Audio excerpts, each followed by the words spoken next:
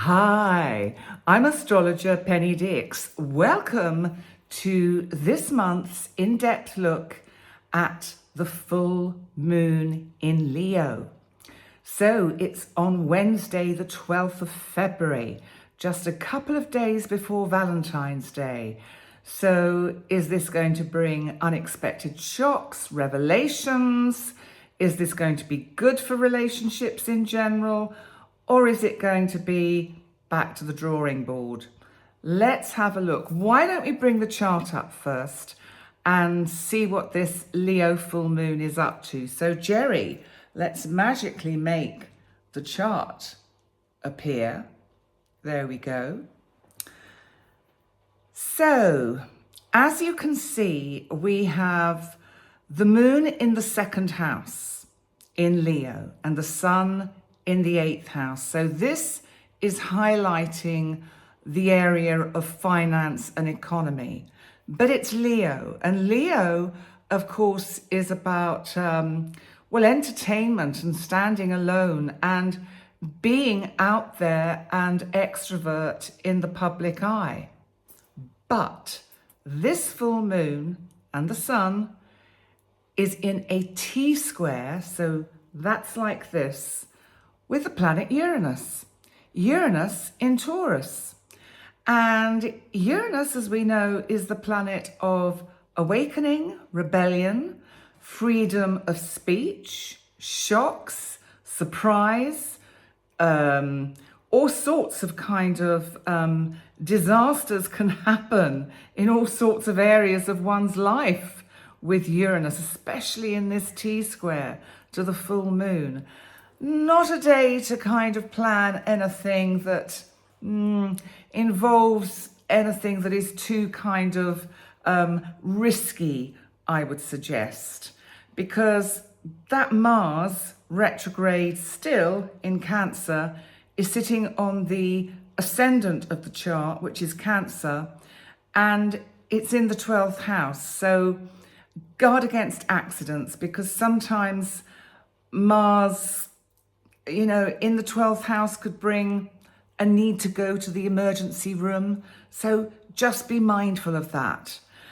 Mars is actually making a lovely trine to Saturn. And Saturn basically, I think here, is giving you the heads up and saying, take your time, go slow.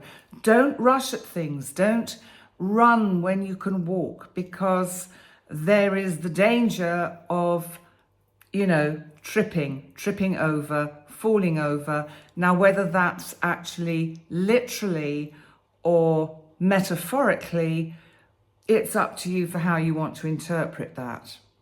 Coming back to Uranus and the fact that the moon and the sun are in the 2nd and 8th house respectively, Uranus is in Taurus, and Taurus, of course, is all about the economy, and Taurus rules the 2nd house. Now, this can mean that we see more quite strident, volatile disruptions in the financial world, with stocks and shares, with the financial markets, but it can certainly bring some unexpected twists and turns and general instability during the week of that full moon. So I'm recording this on the 5th of February. I'm not quite sure when Jerry will upload it, but just to give you the heads up that not to be surprised and not to worry if the markets seem to be a bit volatile. It's a time to sit still and just let them sort themselves out, because we've already seen volatility leading up to this full moon because of the tariffs imposed by the United States on other countries for imported goods.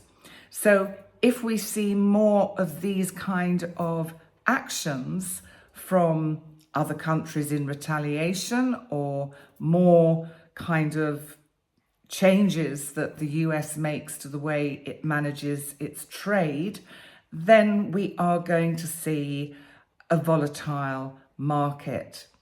So that aside, what else can we learn from this T-square from Uranus? Well, also, Uranus is in the 11th house of this chart. Now, the 11th house classically is the house of large groups of people, the community at large. It's the house actually that Uranus rules, because by zodiac, it's an Aquarius house, and Uranus rules Aquarius. Where is the sun?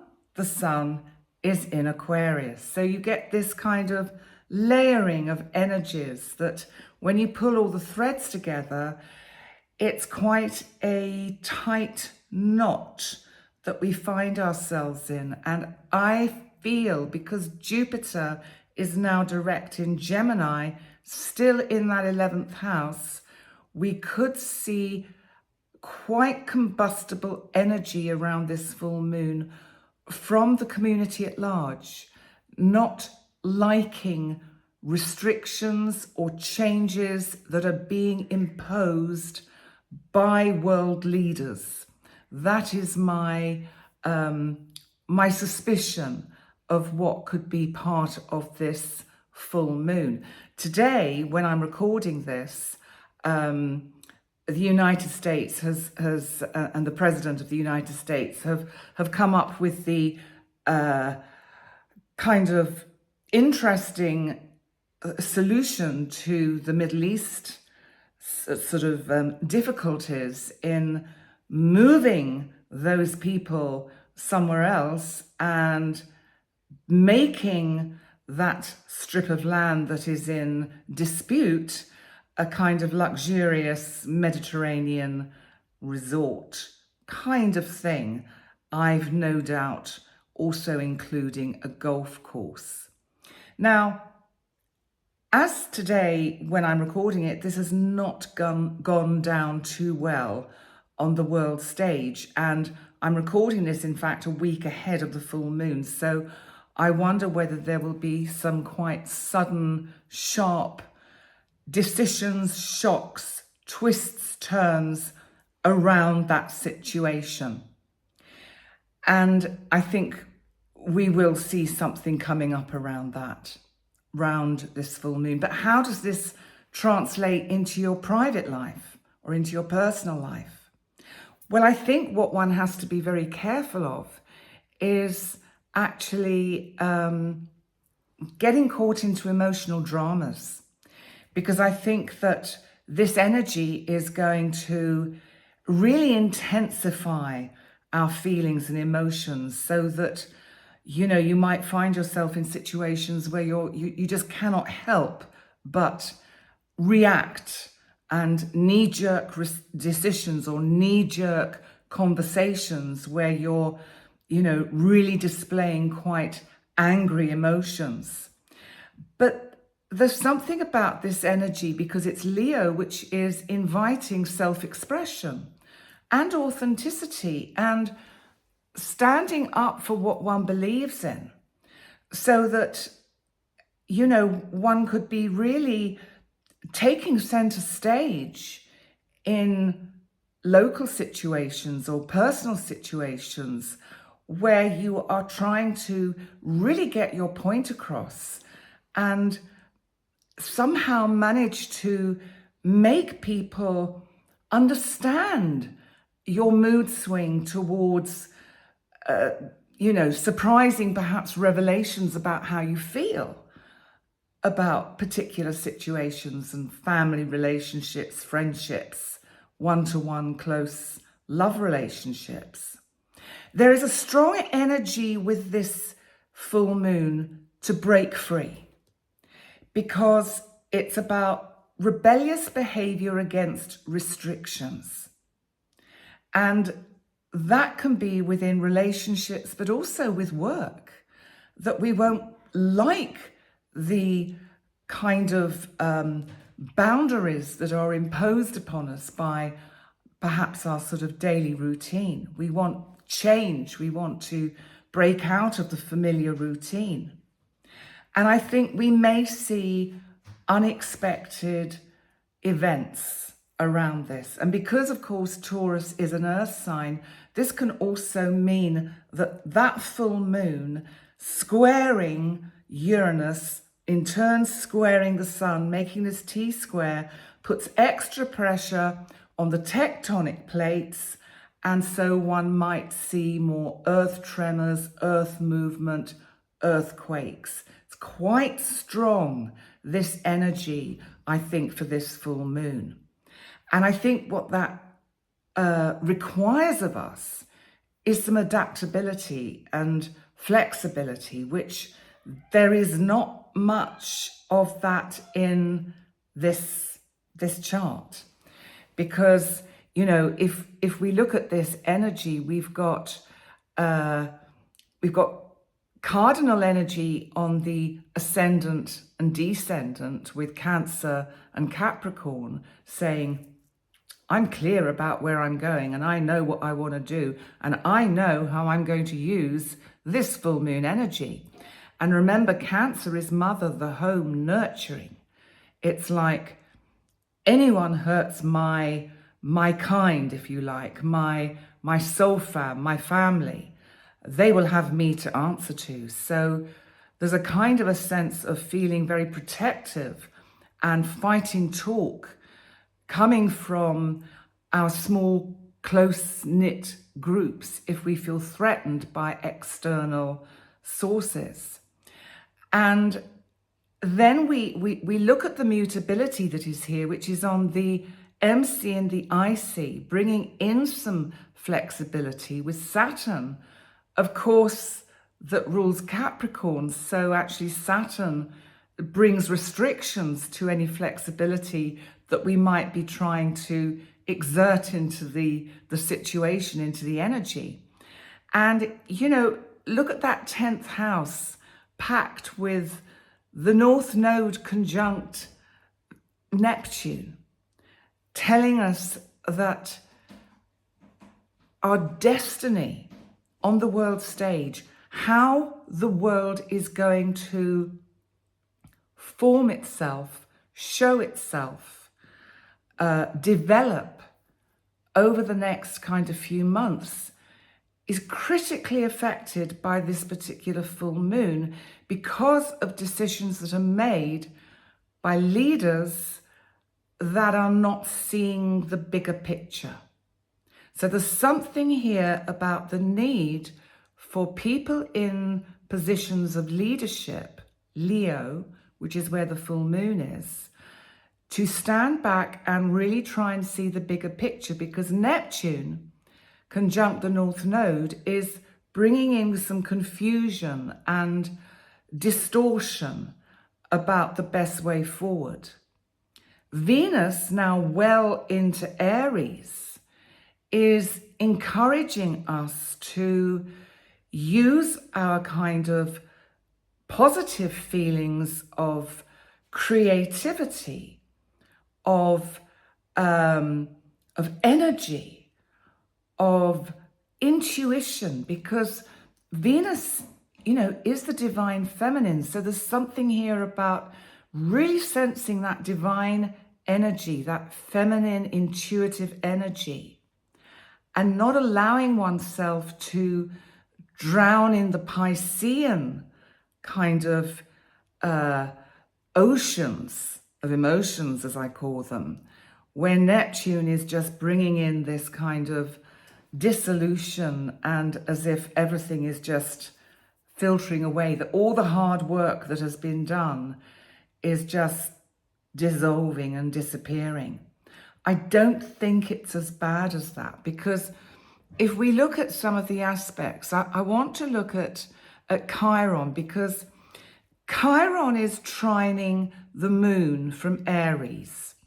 So Chiron is actually giving the moon some kind of support in saying, let's see how we can find a more creative way to move forward, to bring about healing to everyone, healing to all, because, you know, there are a lot of situations on the world stage at the moment that really need the trauma is enormous in the sort of damaged parts of the world. And just because one is okay, one can't just go storming in and say, well, look, we're just going to clear this up, we're going to knock that down, and we're going to put you here, and that's where you're going to live. Because what one is forgetting is that people have feelings. So they have to be taken into consideration. And what's interesting is that Chiron is also squaring Mars. So by squaring Mars in Cancer, Chiron is saying, these wounds go too deep. These wounds are very, very deep. And they can't just be rebuilt in somebody's idealistic vision of what one could have. Let's put it that way. Uranus, apart from squaring the sun and the moon, is also squaring Mercury. So there's going to be incredibly tough, challenging talk that goes on. And there's no holds barred with this. There really is a kind of sense of, I'm saying it how it is. And if you don't like it, not my problem. We have to find a resolution. Does this full moon bring us any kind of resolution? Well,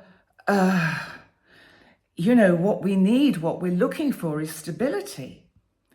And everybody's values and security, I think, are quite threatened by this particular full moon.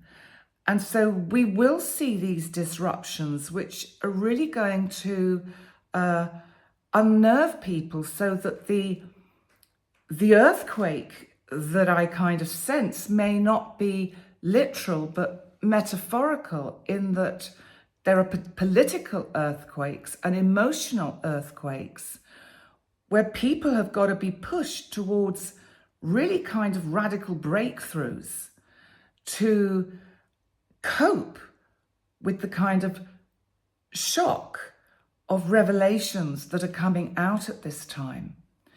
So how do we navigate this energy? Let's look at it on a personal level, because whatever's happening out there in the outside world, it does affect us on a personal level. And I think it's important to, within being mindful of that, to just, actually to stay flexible. And just because this is a tough full moon, it doesn't mean that there can't be positive surprises and sudden shifts. I think we have to be careful that we don't get triggered by this energy. We may see breakouts in a kind of a rebellious nature with this kind of full moon. So there's been some, up to the date that I'm recording this, there's been an appalling shooting massacre in Sweden. And I think the volatility of the energy as we build up to this full moon could trigger other events like that, or events where people are going to actually say, I'm sorry, but I'm not standing for this. And they pour out on the streets and they say, no way, not doing it, not doing it. How do we channel this energy? Because Leo is about creativity. It's about art. So if you're feeling particularly irritated and angry and furious at what you see perhaps going on the planet or in your own personal lives, maybe you just have to take time out around this energy and find a way to express yourself through music and art and creativity. And I think you have to be careful in personal relationships, because there could be some sort of sensitive emotional surprises that can lead to sudden decisions to break up. But why not look at those as a breakthrough rather than breaking up. Breaking up is so final. And if you break through, then there is space to get a sense of the bigger picture and heal and look at whether there is a way to move forward in a completely different form. So this full moon is, I guess, a bit of a wake-up call, that we've got to kind of embrace change, but also stay authentic, stay close to our own truth. I think we're all going to feel that we're going through some kind of personal revolution. I think we will have creative breakthroughs and insights and psychic breakthroughs. And maybe the aha moments that are so refreshing when we've been battling with something that we just don't get, we just can't get our head round. And this energy of this full moon could see us breaking through that and something really shifting inside. So I think, yeah, expect the unexpected. But, you know, within that, we have to use energy wisely. And if we do need to break free from restrictions and boundaries and limitations, then we have to do it with grace, with love, with humility, so that we can really step into our power, feel our power, and be the powerful, wonderful human creatures, soul beings, soul light beings that we are. So let's get Jerry to magically make the chart disappear. And so an interesting full moon. I think, you know, it's certainly not going to leave any of us without some food for thought. I think that is certainly for sure. And what can I say? It's a full moon. So what needs to go, let it go. Whatever it is you need to let go of, now is the energy to let it go. Allow it to go with grace.